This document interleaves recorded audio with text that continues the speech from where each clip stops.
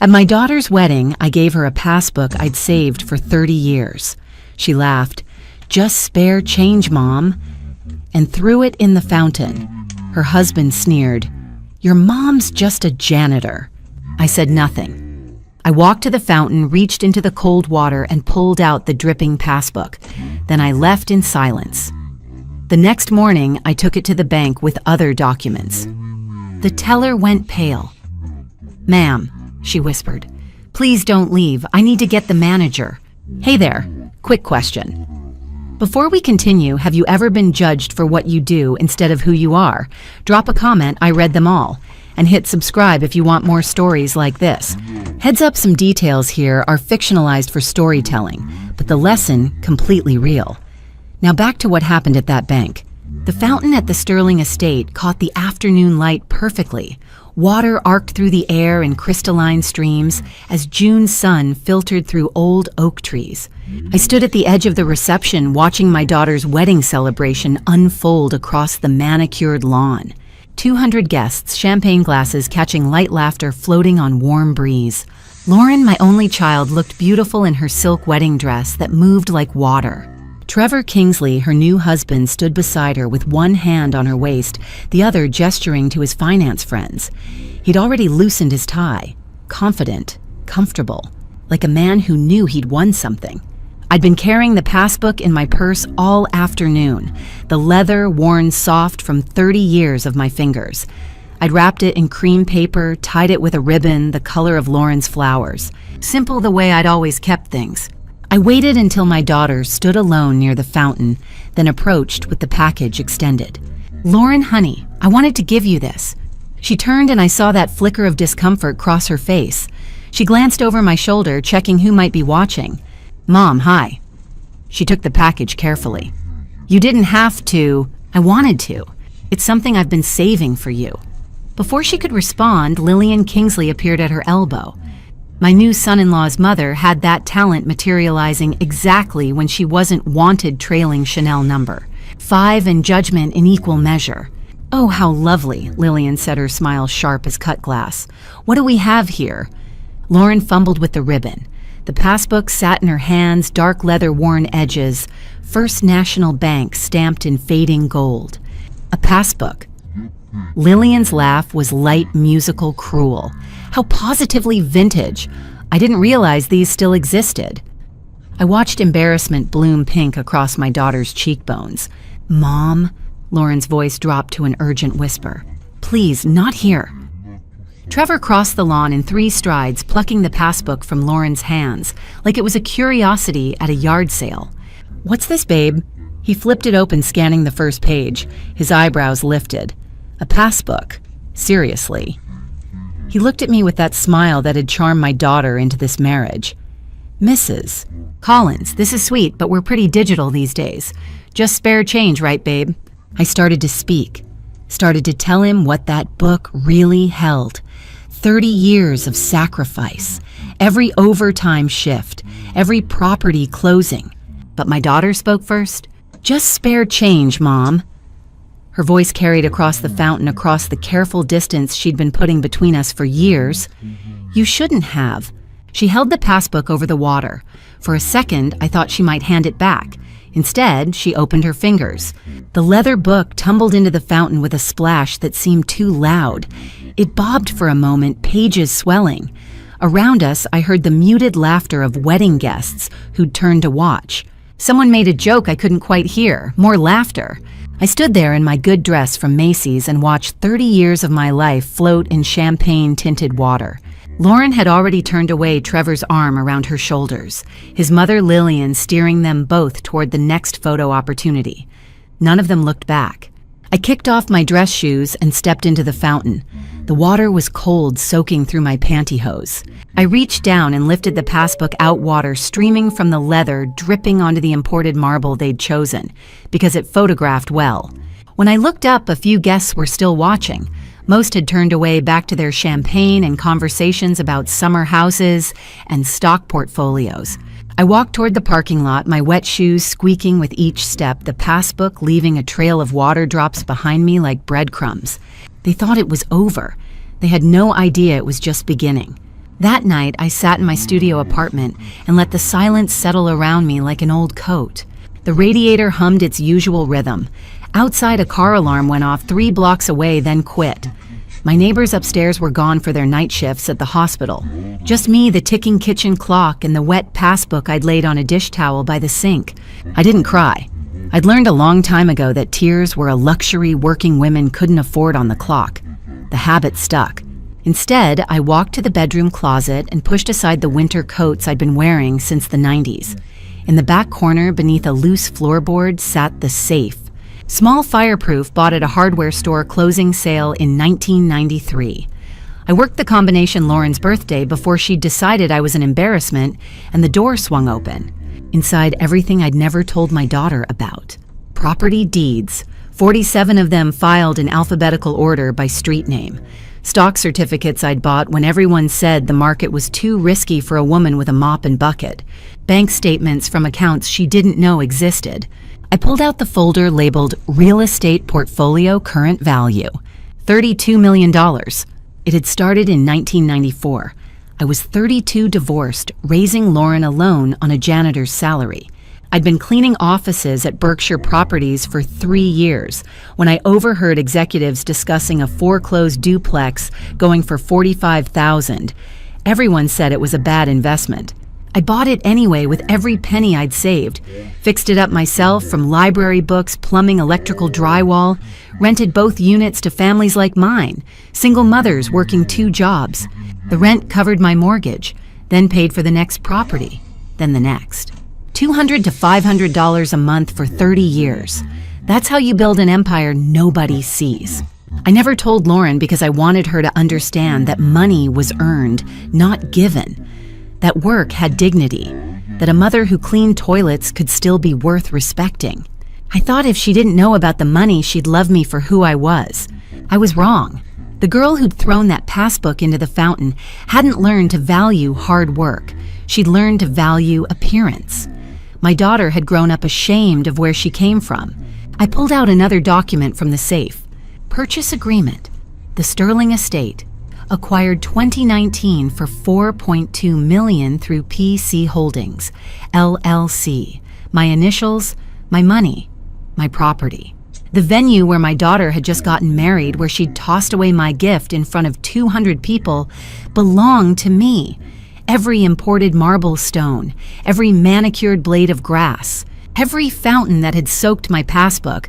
Lauren had chosen it because it was prestigious, because it made her look like she'd arrived somewhere important. She had no idea her mother owned the ground beneath her designer heels. I placed the Sterling Estate deed on the table. The passbook sat nearby, still damp. $8.7 million in that account. Emergency money I'd set aside separate from the properties. Money I'd planned to give her when she was ready. But just spare change, Mom, echoed in my mind.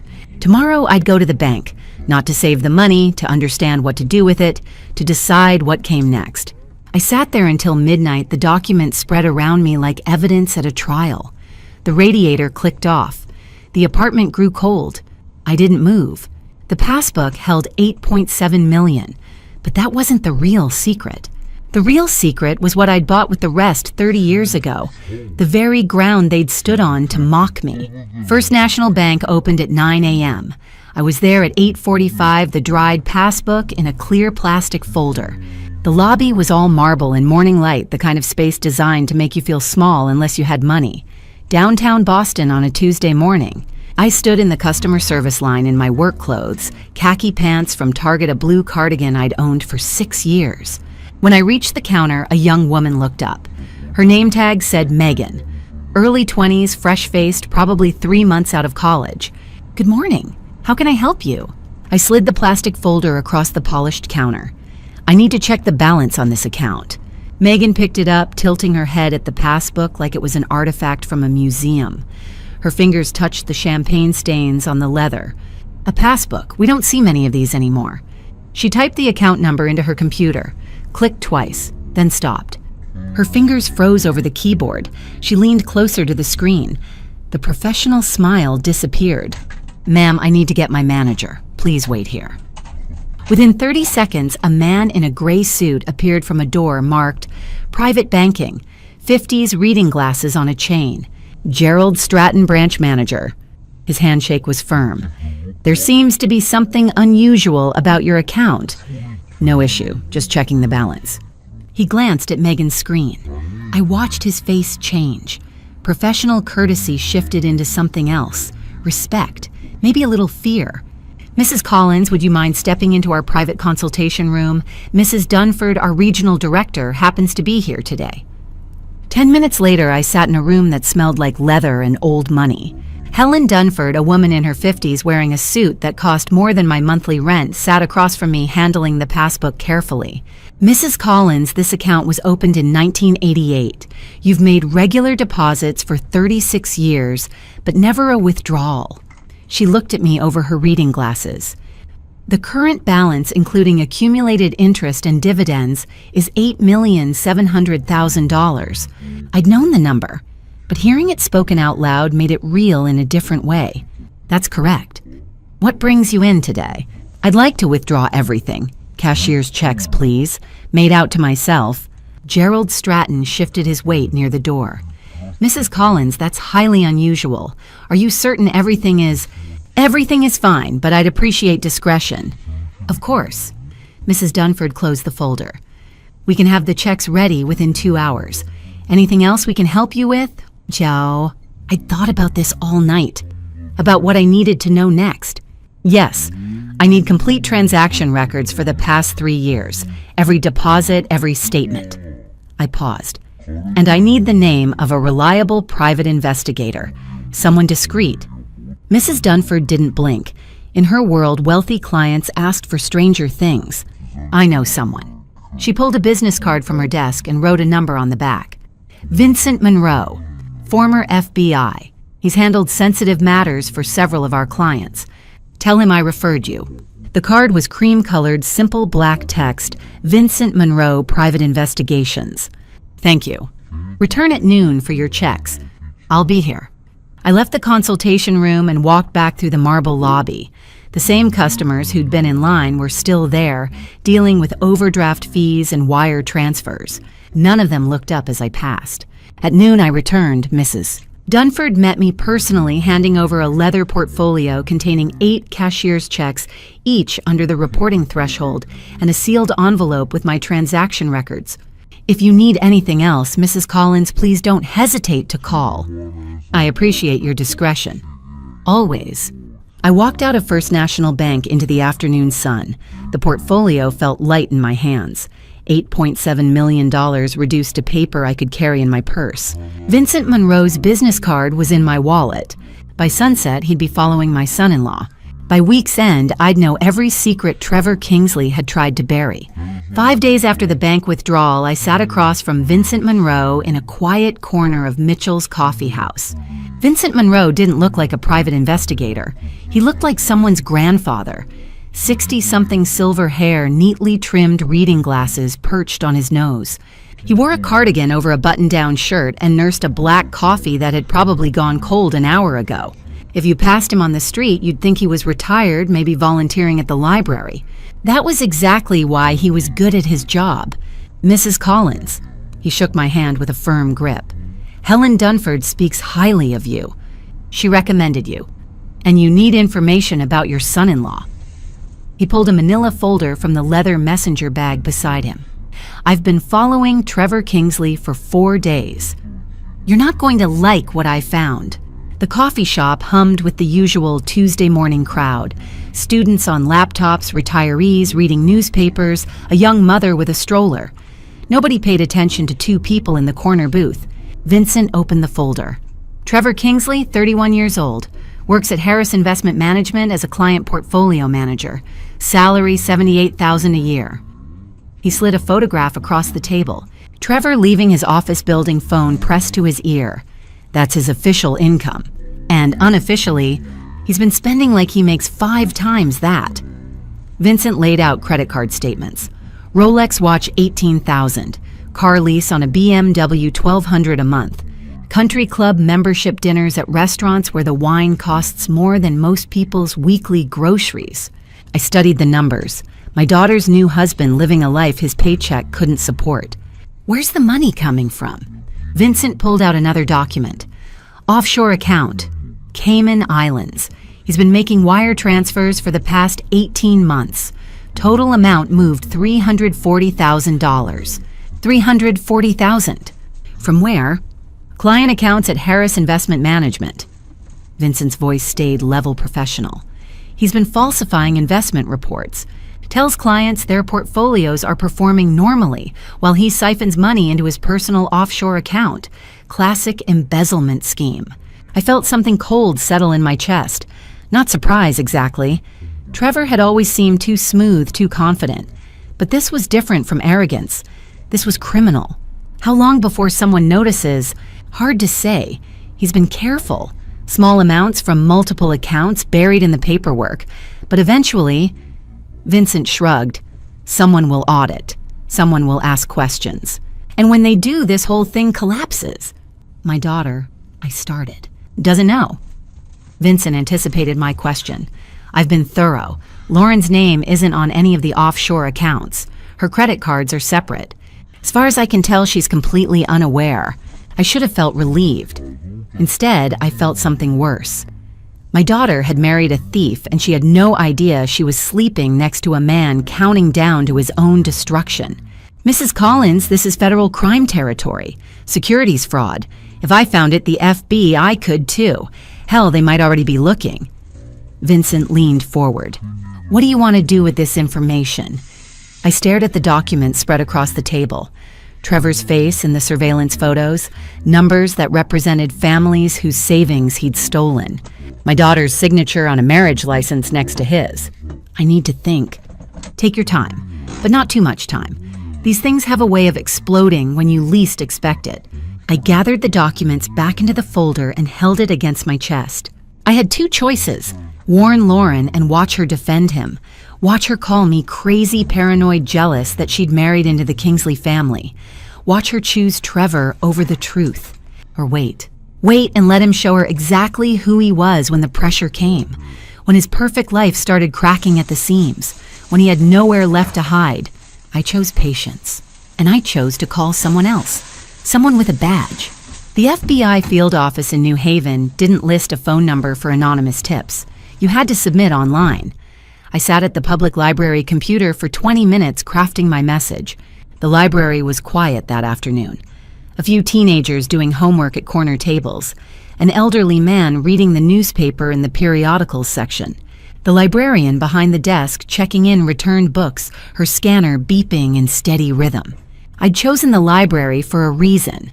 No IP address traced back to my apartment. No digital footprints leading to my door. Just another anonymous user on a public terminal. The FBI portal was simpler than I expected. A form with empty boxes. Subject of tip. Nature of suspected crime. Details and evidence. I'd spent the walk from Mitchell's coffee house to the library scanning Vincent's documents with my phone. Now I opened them on the computer, pulling up each image to attach to the submission. My fingers hovered over the keyboard. What was I doing? Turning in my daughter's husband to federal law enforcement, triggering an investigation that would destroy his career, his freedom, maybe his life.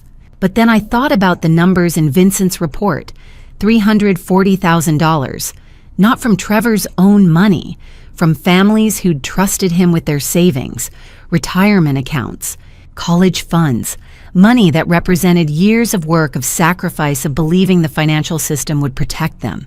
Trevor hadn't just stolen from strangers, he'd stolen from people like me, working people who couldn't afford to lose a single dollar. This wasn't revenge, this was protection. I started typing.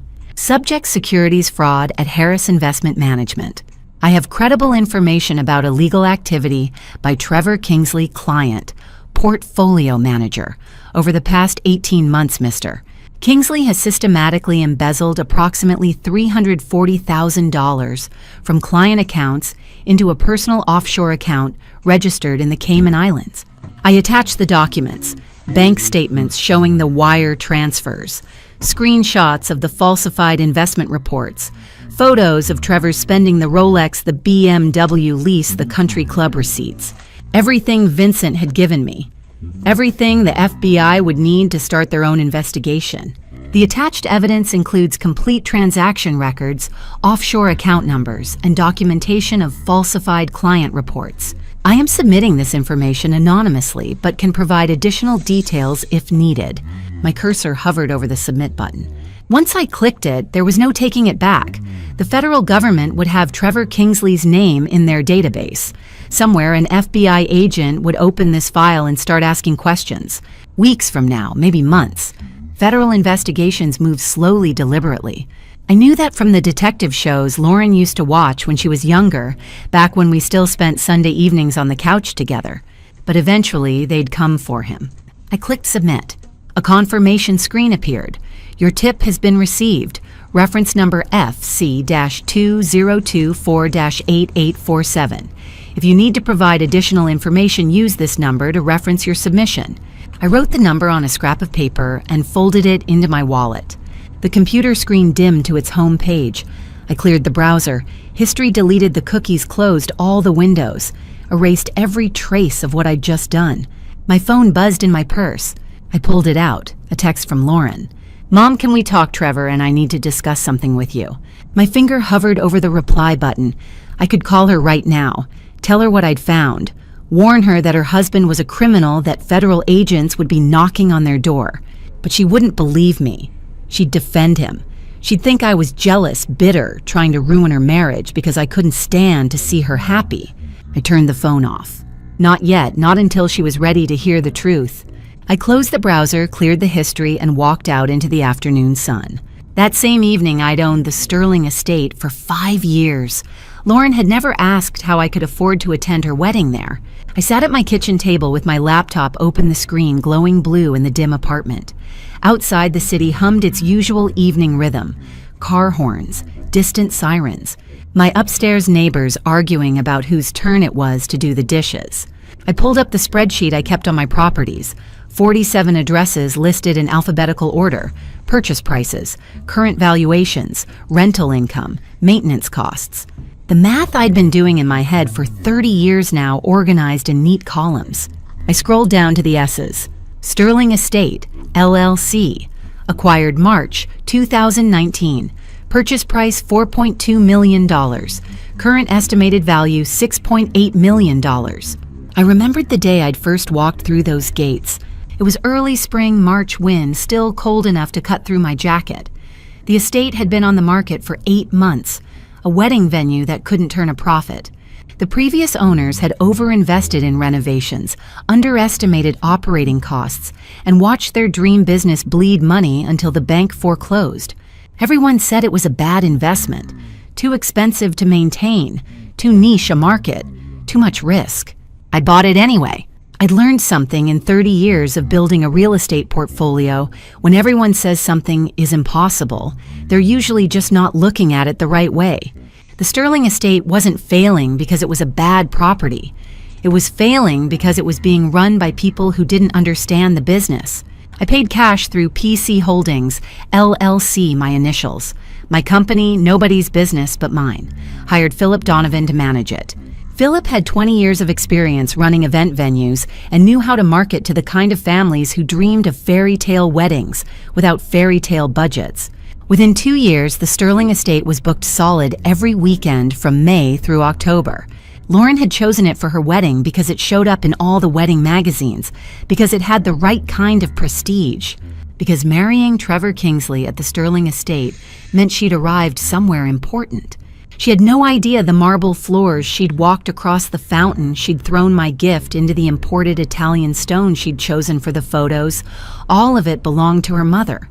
I picked up my phone and dialed Philip's number. Penelope. His voice was warm, professional. Everything all right? I need you to do something unusual. Pull all future bookings under the Collins Kingsley name. A pause. Lauren's last name? Yes. May I ask why? Let's just say the family dynamic has changed.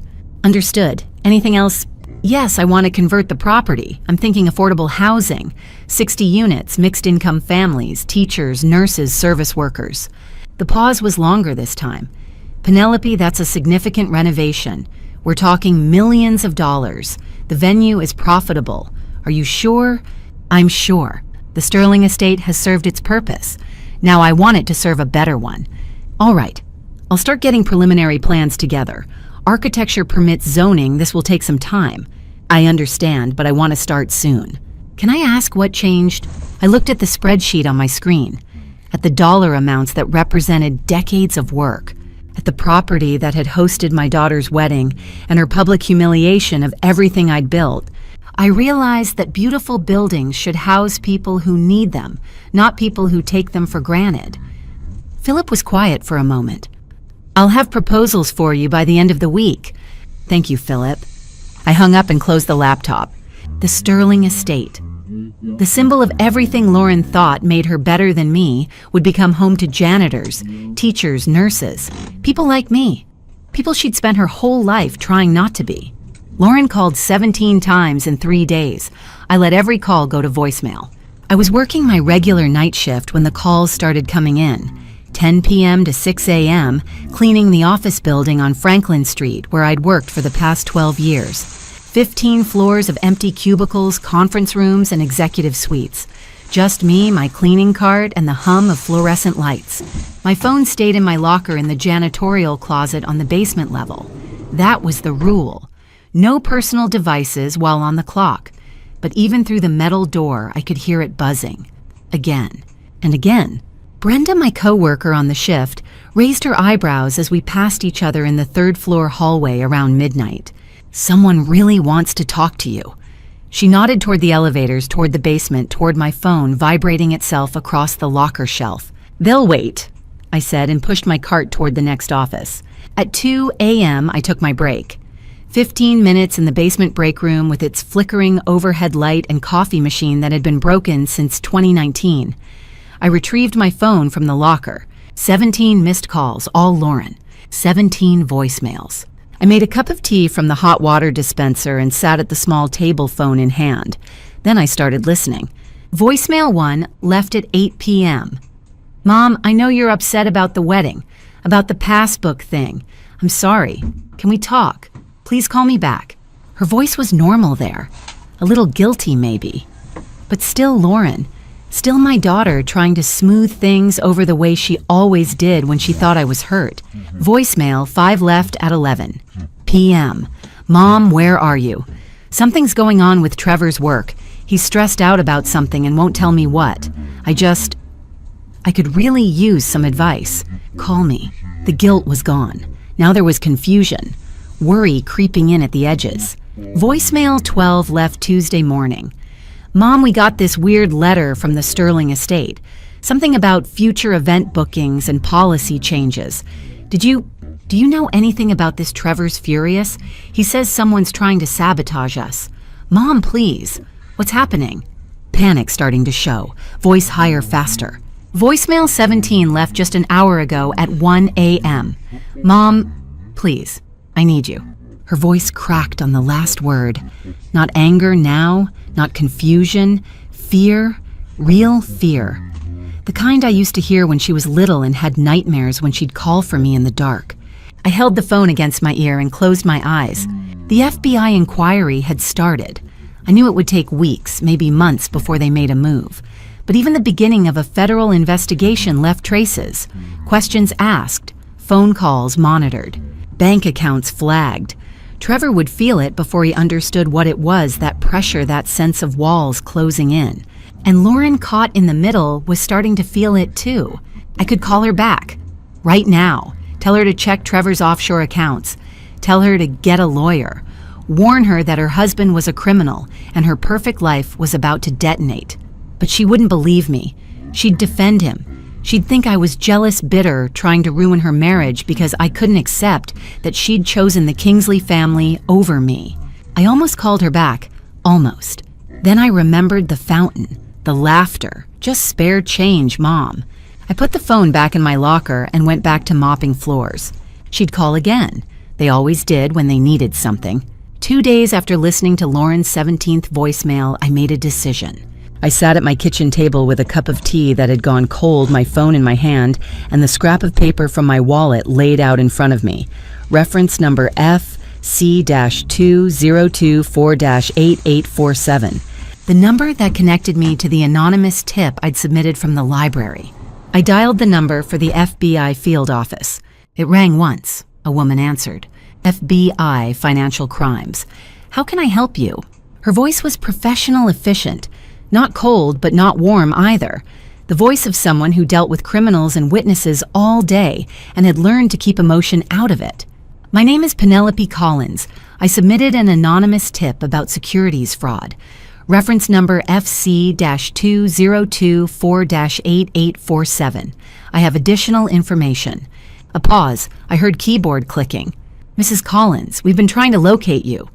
The tone shifted slightly, more interested now. You're the tipster on the Morrison case. Kingsley, Trevor Kingsley.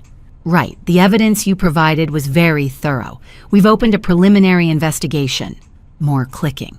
I'm Detective Andrea Thornton. I'm the lead on this case. Can you tell me what additional information you have? I thought about this moment for 2 days. How to say what I needed to say without sounding like a vengeful mother-in-law.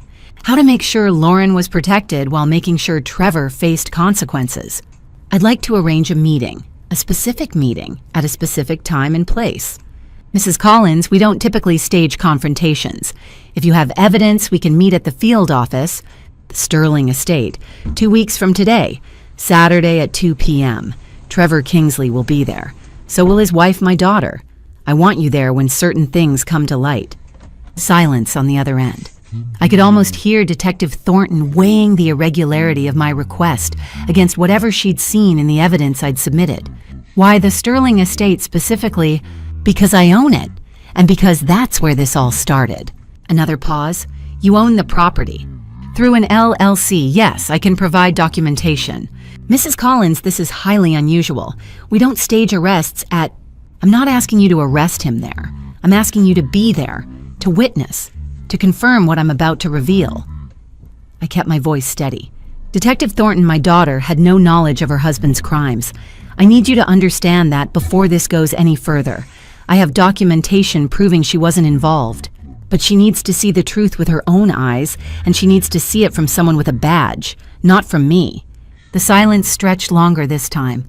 You're protecting your daughter. I'm making sure she doesn't go down with him. I heard papers shuffling, more keyboard clicks. Send me everything you have. Documentation showing your daughter's non-involvement. Everything. Encrypted email. I'll send you a secure link. I'll send it tonight. And Mrs. Collins, if we agree to this meeting, we control how it proceeds. We're not performing for an audience. We're conducting a federal investigation. I understand. 2 weeks. Saturday at 2 p.m. The Sterling Estate. I'll confirm location details with you in a few days. Thank you, Detective. Don't thank me yet. If this goes sideways, it's on you. She hung up. I sat there for a moment, phone still in my hand, staring at the calendar on my wall. I picked up a red marker and drew a circle around the Saturday 2 weeks out.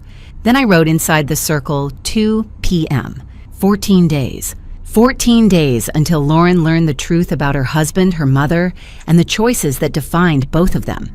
14 days to prepare for the reckoning. 10 days after I marked my calendar, the demolition crew arrived at the Sterling Estate on a Thursday morning. I was already there, hard hat on, watching the first wall come down. The ballroom had hosted 200 guests just 3 weeks ago. Now it was dust and broken marble. Roy the foreman walked over with his clipboard. He was in his 50s with the kind of weathered face that came from 30 years of construction work. Mrs. Collins, you sure about this? This place is a landmark. We could restore instead of... I'm sure, I said. This place is going to become home to 60 families. He nodded slowly like he'd heard stranger things, but not by much. Affordable housing, you said. Teachers, nurses, janitors. I watched another section of ornate crown molding crash to the floor. People like me. Roy's expression shifted. Not pity, respect. My sister's a nurse. Can't afford anything in this county. She will soon. The sound of the sledgehammer echoed through the empty halls.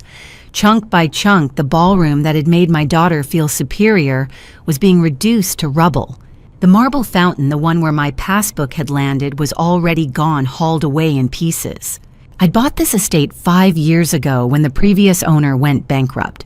$4.2 million cash through my LLC. Philip had managed it quietly ever since booking weddings and corporate events.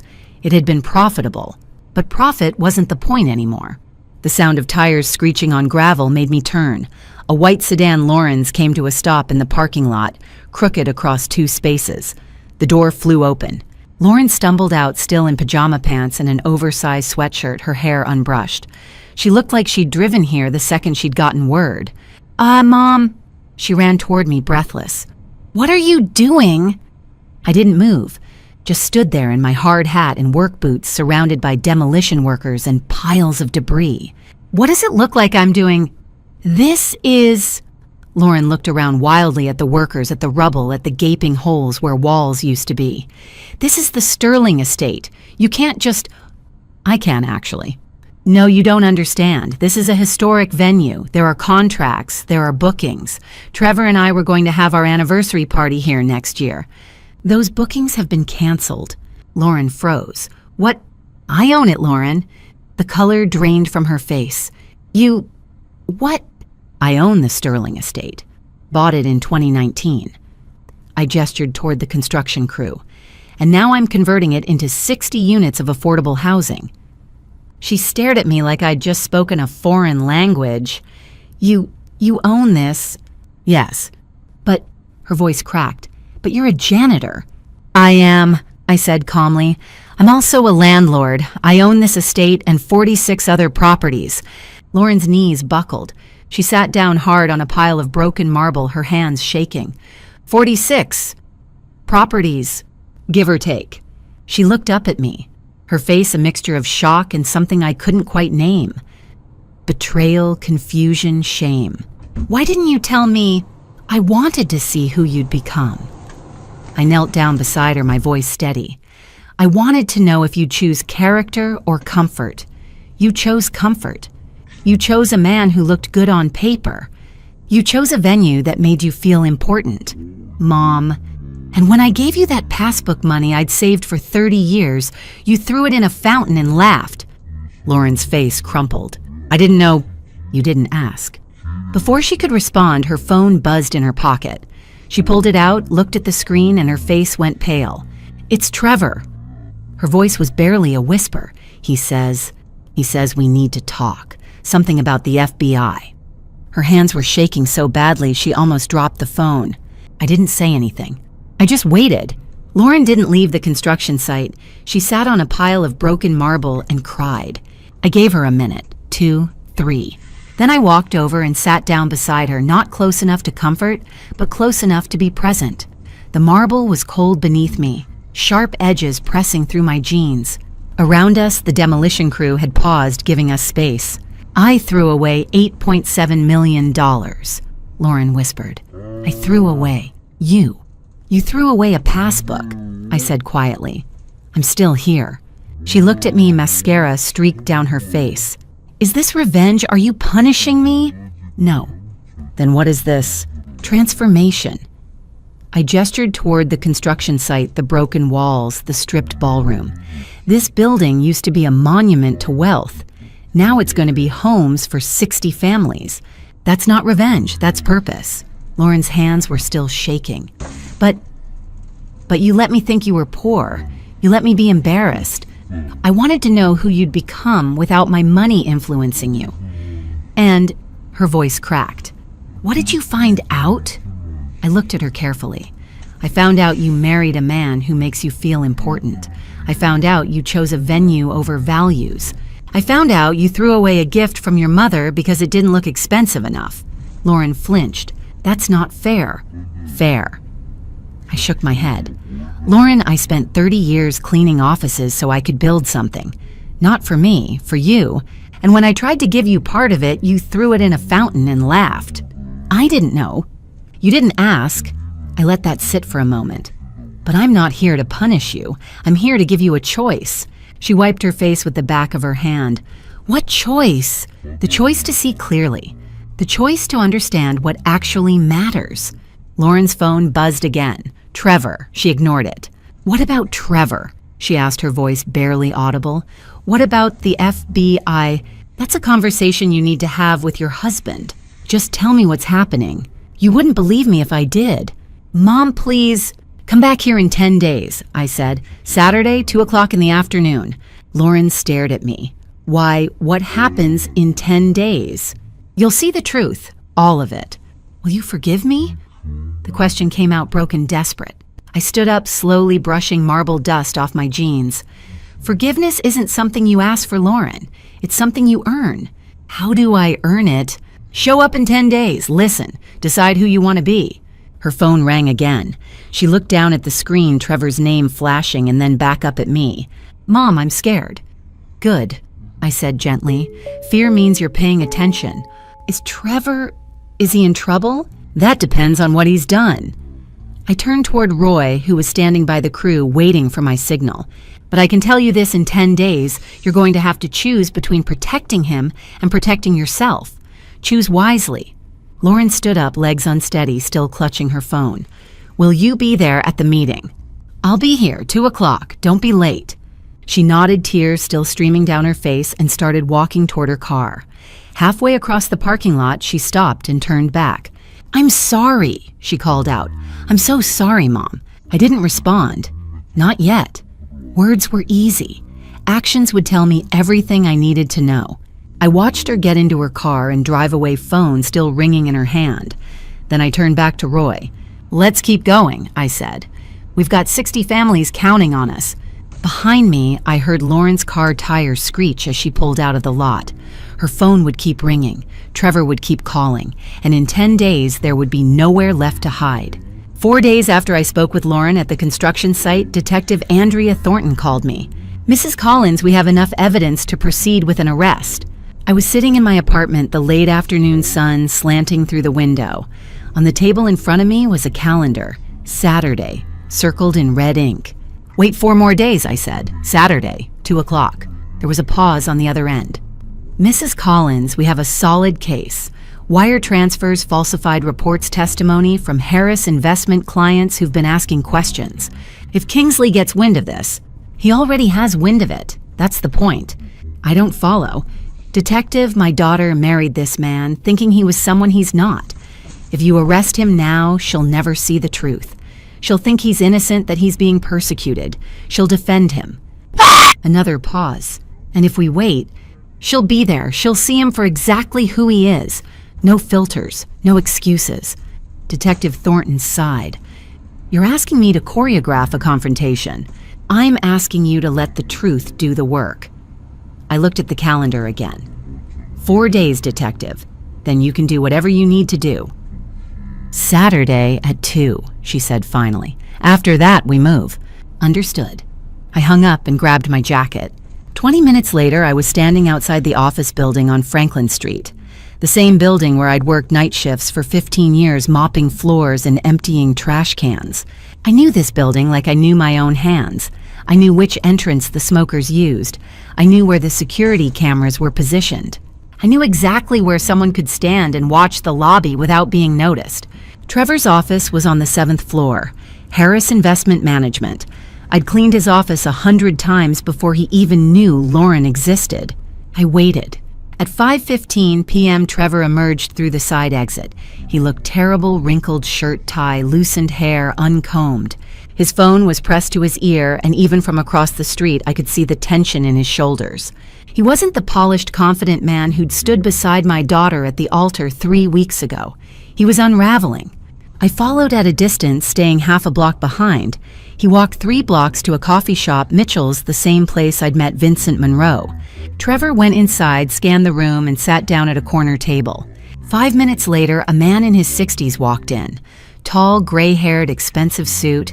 Edmund Kingsley Sr., Trevor's father.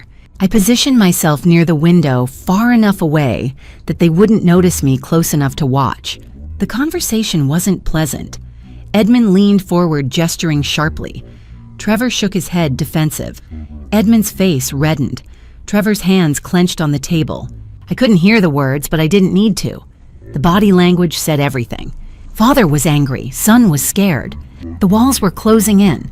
After 10 minutes, Edmund stood abruptly, threw cash on the table, and walked out without looking back. Trevor sat there alone, staring at his coffee phone face down on the table. I watched him for another 5 minutes. He didn't move, just sat there frozen like a man waiting for a verdict he already knew. Then his phone buzzed. He looked at the screen and his face went pale.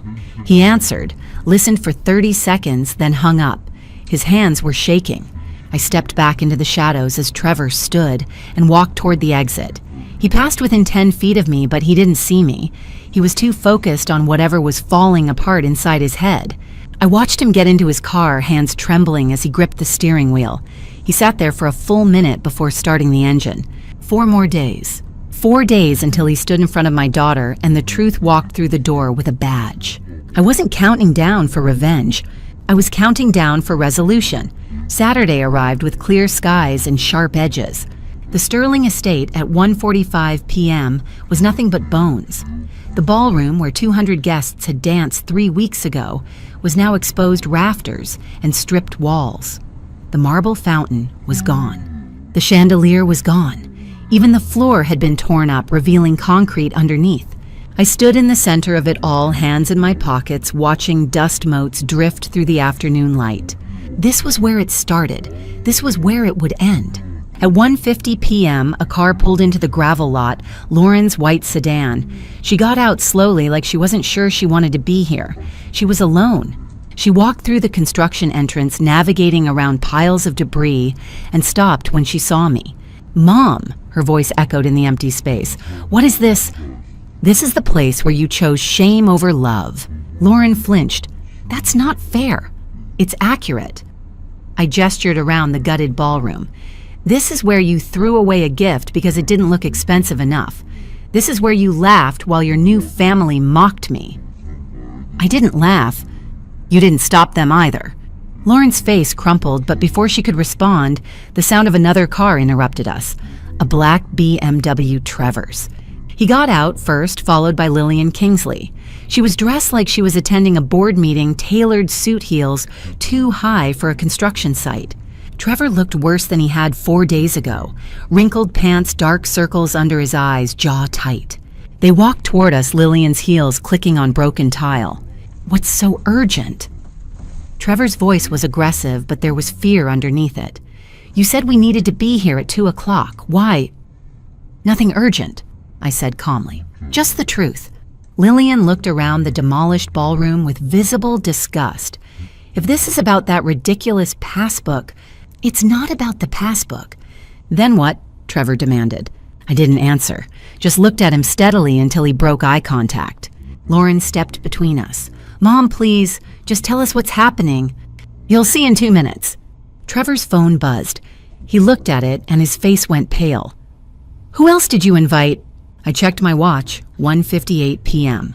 The sound of tires on gravel. Trevor turned toward the entrance, his whole body tensing. Lillian grabbed his arm. Lauren looked at me, then at the doorway, then back at me. "Mom," she whispered, "what did you do?"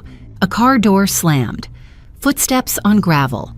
Then a figure appeared in the doorway, backlit by afternoon sun. Detective Andrea Thornton.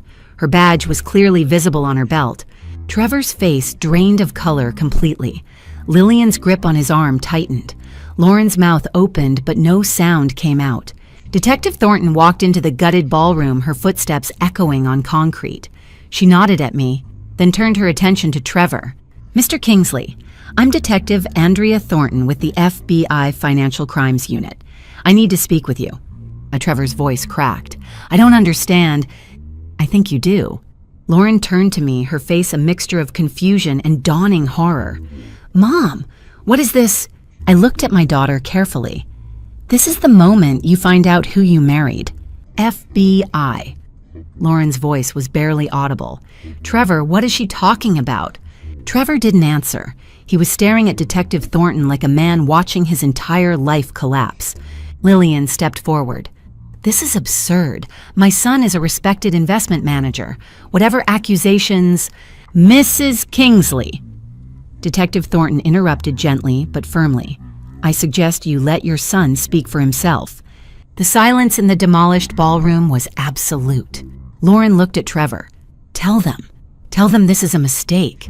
Trevor opened his mouth, closed it, opened it again. Nothing came out.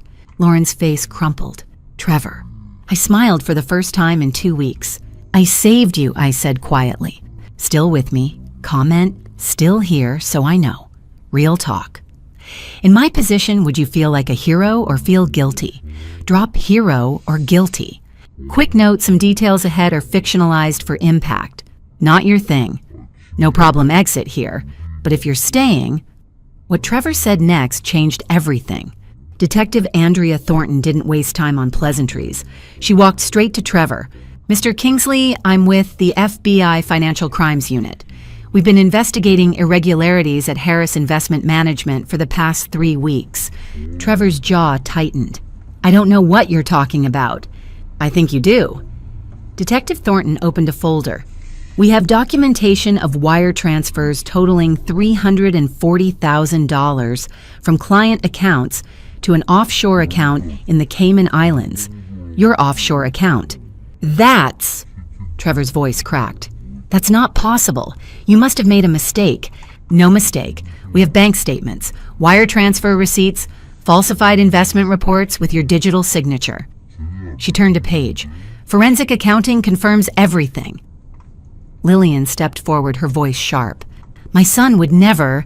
"Mrs. Kingsley, your son has been systematically embezzling funds for 18 months. Detective Thornton's tone was professional but firm. "We have testimony from 3 clients who noticed discrepancies. We have emails where Mr. Kingsley instructed his assistant to backdate reports." Lauren turned to me, her face pale. "You called the FBI on my husband." "I provided information about illegal activity," I said calmly. "Illegal!" Lauren's voice broke. "Mom, how could you..." "Lauren, listen to me." Trevor grabbed her arm. "Your mother is lying. She's manipulating you. She's trying to destroy us because you threw away that stupid passbook."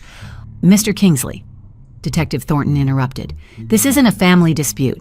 This is securities fraud, wire fraud, money laundering. The evidence is documented." Trevor's face twisted. "It was temporary. I was going to pay it back. That passbook, I thought it had real money in it. I thought we could use it to cover..." The words hung in the air. Lauren stepped back from him. You thought you could use my mother's money to cover your theft." "No, that's not." Trevor looked around wildly at Detective Thornton, at me, at Lillian, at Lauren. "You don't understand. The firm was pushing us for numbers. I had to show returns. You had to steal from your clients," Detective Thornton said flatly. "It wasn't stealing, it was borrowing. I was going to..." Trevor's voice rose, desperate. "Do you know what it's like to have a wife who expects a certain lifestyle? To have in-laws who look down on you? To have a mother-in-law who's nothing but a janitor act like she's better than you?" The word echoed in the demolished ballroom. "Janitor." Lauren's face went white. Lillian gasped. "Trevor, what..." He whirled on his mother. "It's true. Look at her. She cleans toilets for a living. She lives in a studio apartment, and she has the nerve to judge me." The silence was absolute. I didn't move, didn't flinch, just stood there watching Trevor Kingsley reveal exactly who he was. Detective Thornton closed her folder. "Mr. Kingsley, I'm placing you under arrest for securities fraud, wire fraud, and money laundering. You have the right to remain silent." "No." Trevor backed toward the exit. "This is insane. Lauren, tell them. Tell them your mother is crazy. Tell them..." "Anything you say can and will be used against you in a court of law." "Lauren." Trevor's voice cracked completely. "Please." Lauren didn't move. She just stood there staring at the man she'd married 3 weeks ago, seeing him clearly for the first time. Detective Thornton pulled out handcuffs. "You have the right to an attorney. This is because of that passbook." Trevor was shouting now. "Because we laughed at your pathetic little gift, you're destroying my life over..." The click of handcuffs cut him off. Lillian was crying. Lauren was frozen. Trevor was cuffed, still shouting about injustice, as Detective Thornton led him toward the exit. I watched them go.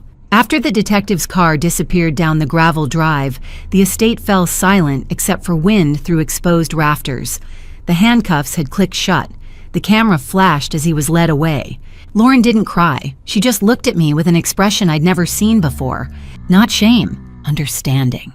After the detective's car disappeared down the gravel drive, the estate fell silent except for wind through exposed rafters. Lillian had fled. I'd watched her stumble to her car, heels catching on broken tile, face buried in her hands. She didn't look back. Lauren sat on a block of concrete, staring at nothing. I waited. After 5 minutes, she spoke. "You knew before the wedding. 3 weeks before? You hired a private investigator." "I did." Her voice cracked. "Why didn't you tell me?" I walked closer but didn't sit. "Not yet." "Would you have believed me?" Lauren flinched. I don't know." "Yes, you do." I kept my voice steady. "You threw away a gift from your mother because it didn't look expensive enough. If I'd told you Trevor was a thief, you would have defended him. You would have told me I was jealous, that I was trying to ruin your happiness." She didn't argue, just sat there, shoulders shaking. "He said," her voice was barely audible, "he said he never loved me, that he only married me because he thought I had money." "I know. You knew that too." I suspected. The background check showed he'd been living beyond his means for years. When he saw that passbook, he thought he'd hit the lottery. I paused. "He thought your mother was secretly rich and hiding it. He was right about the rich part, wrong about the hiding." Lauren looked up at me. Mascara streaked down her face. "Why did you live like that? The studio apartment, the night shifts. If you had $32 million, because money doesn't make you who you are. Work does. Character does." I gestured toward the demolished ballroom. "I bought my first property in 1994 with money I saved from cleaning offices. I built everything myself. I wanted you to see that. I wanted you to value it. But I didn't." "No, you didn't." She started crying, really crying now, the kind of sobs that shake your whole body. "I'm so sorry, Mom. I'm so sorry." "I know. Am I—" She looked up, terrified. "Am I going to be arrested too?" "No." I finally sat down beside her on the concrete block. "You're protected. I gave the FBI documentation proving you knew nothing about Trevor's crimes. Bank statements showing you never accessed the offshore accounts. Emails showing you weren't involved in his work." Lauren's face crumpled. "You protected me, even after I threw away your gift, even after I laughed. That's what mothers do." We sat in silence for a moment, wind whistling through the skeleton of the estate. "What about the $8.7 million?" Lauren asked quietly. "The passbook money. It's in a trust for you when you're ready." "When I'm ready?" She looked at me. "How do I become ready?" I looked around at the demolished walls, the exposed foundation, the space that would soon become 60 homes for working families. The same way I did. You work, you build, you learn that money doesn't define your worth. What you do with it does. Lauren stood up slowly. She took one step toward me, then stopped. "Can you forgive me?" "I already have," I said quietly. "But forgiveness isn't enough. You have to decide who you want to be now." "I don't know who that is anymore." "Good. That means you're starting from scratch. That's the best place to start." Lauren looked around the construction site, the rubble, the exposed beams, the foundation waiting to be rebuilt. "What happens now?" I stood and brushed concrete dust off my jeans. "Now you go home, you think. And if you want to learn how to build something that matters, you come back next week. There's work to do." She nodded, tears still streaming. "I'll be here." "We'll see." The grand opening of Sterling Heights affordable housing was scheduled for a Saturday in October. 6 months had passed since Trevor's arrest. 6 months since Lauren sat on broken concrete and asked how to become ready. Now I stood at the edge of the crowd, watching the mayor cut a red ribbon in front of 60 newly constructed units. The ballroom that had hosted Lauren's wedding was gone. In its place, 6 three-story buildings, each with 10 apartments. Teachers, nurses, janitors, people like me. I wasn't standing at the podium. I didn't give speeches. I built this, that was enough. Lauren stood beside me in work clothes, jeans, steel-toed boots, a Sterling Heights property management jacket. Her clipboard was covered in notes. She'd spent the morning coordinating move-ins, checking unit readiness, answering questions from nervous families. She looked tired. She looked different. She looked like someone who'd earned something. The mayor finished his speech, something about community investment and affordable housing crises, and the crowd applauded. Families started moving toward their assigned units, keys in hand. A woman in her 40s approached us, Sandra Torres, a second-grade teacher. She'd been on the waiting list for 3 years. "Mrs. Collins." She looked at me hesitantly. I just wanted to say thank you. My daughter and we've been living in my car for 6 months. Her voice broke. This is everything. I shook her hand. You earned this spot. Your application showed 5 years of teaching. Perfect employment record. You didn't need charity. You needed a fair chance. Sandra wiped her eyes. Why did you do this, build all this? Because everyone deserves a home, no matter what their job is. She nodded and walked toward Building C, where her daughter was waiting by their front door. I felt Lauren shift beside me. When I looked over, her eyes were wet. You okay? I asked. Yeah, she wiped her face quickly. I'm watching you do what you've been doing for 30 years, and I never saw it. You see it now. A family of 4 walked past father in a maintenance uniform, mother in scrubs. Their 2 kids ran ahead toward Unit 2B, laughing. Lauren watched them. Philip says I'm improving. He says in another 6 months, I might be ready to manage a property on my own. Philip's a good teacher. So are you. We stood in silence for a moment. Families were moving boxes, kids were exploring playgrounds, someone was already setting up a grill in the community courtyard. I haven't taken a salary in 6 months, Lauren said quietly. I looked at her. I know. You know, Philip sends me monthly reports. She smiled faintly. Of course he does. She turned to face me. I wanted to earn your trust, not your money. You're doing that every day. Lauren's voice dropped to a whisper. Have I earned your forgiveness yet? I thought about the fountain, the passbook, the laughter, the wedding I'd paid for at a venue I owned while my daughter was embarrassed by me. You earned something better, I said. My respect. Lauren's face crumpled. She didn't hug me. We weren't there yet, but she stood closer. Thank you, Mom.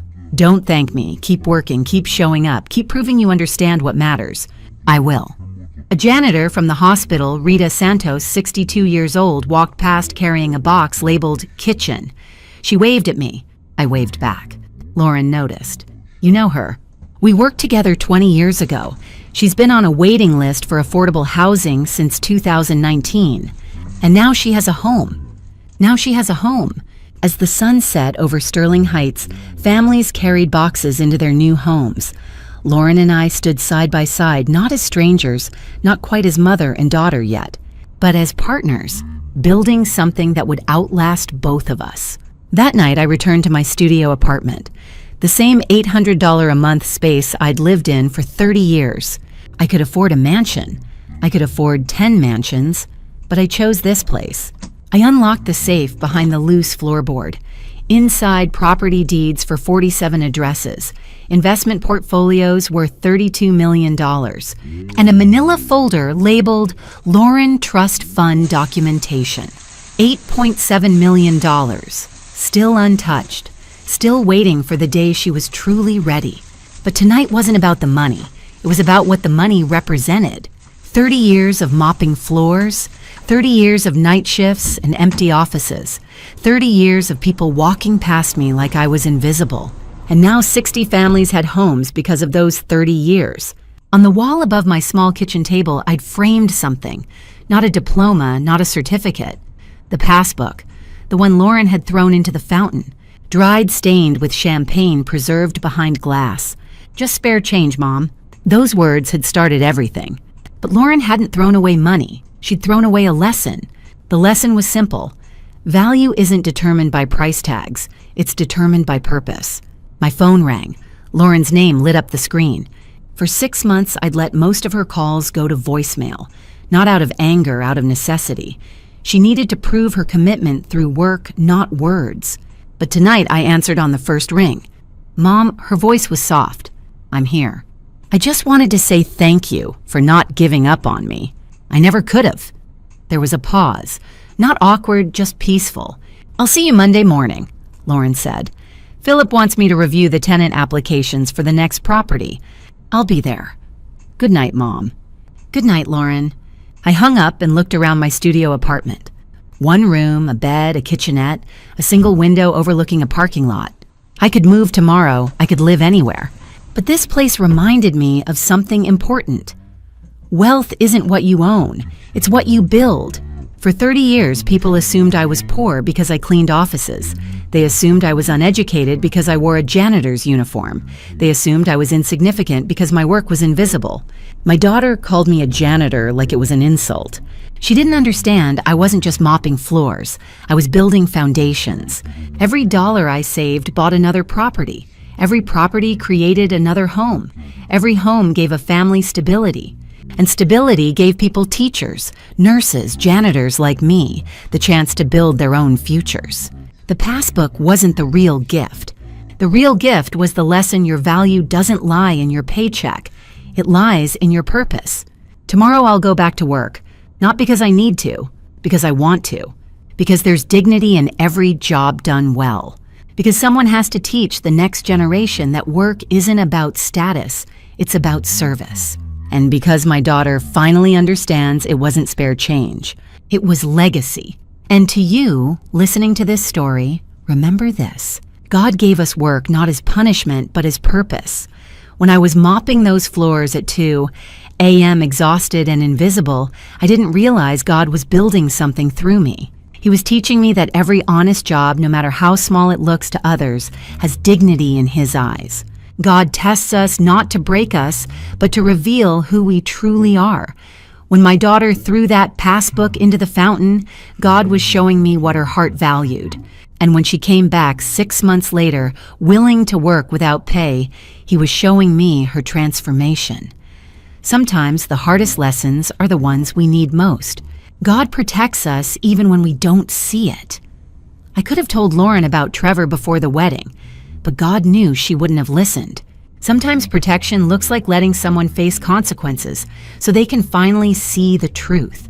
Now let me be honest about my story. Don't do what I did. Don't test your children by pretending to be poor. Don't wait for betrayal to teach lessons. Communicate. Be vulnerable. Share your story before crisis forces you to. I nearly lost my daughter forever because I chose silence over honesty. Family drama stories like mine, grandma stories about inheritance and betrayal, they're everywhere. We've all seen family drama stories tear people apart.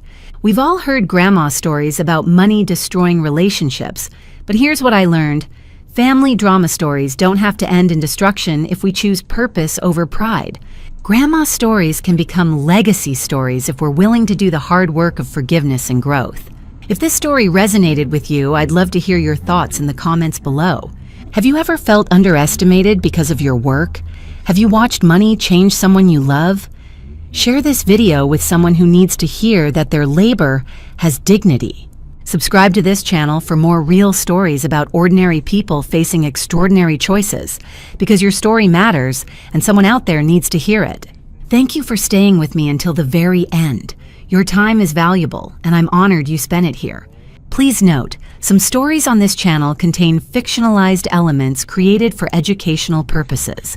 If this content isn't for you, feel free to explore other videos that better suit your preferences.